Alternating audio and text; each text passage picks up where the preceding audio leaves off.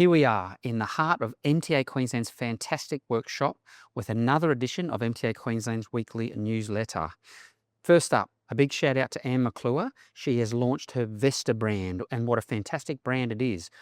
Spray jackets for the collision industry designed specifically for women. Big launch last week. We're really proud of you, Anne, and please get online and have a look at it. In other news, did you know up to 40% of small businesses go broke in the first 4 years of their commencement?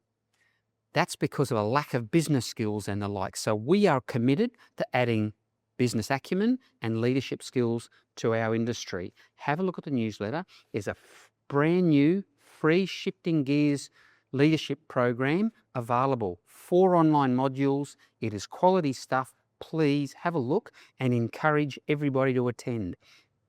4th year apprentices, tradies, business owners. It's got to add some value. There's lots of networking opportunities as well coming up. Certainly the Auto Women's Socials, have a look at those dates, but also our meet and greet program on the Gold Coast is here soon, and quite a different approach pending in Cairns, where we're going to headline a comprehensive discussion with our members and industry on industrial relations and of course on workforce planning. It's really worth having a look.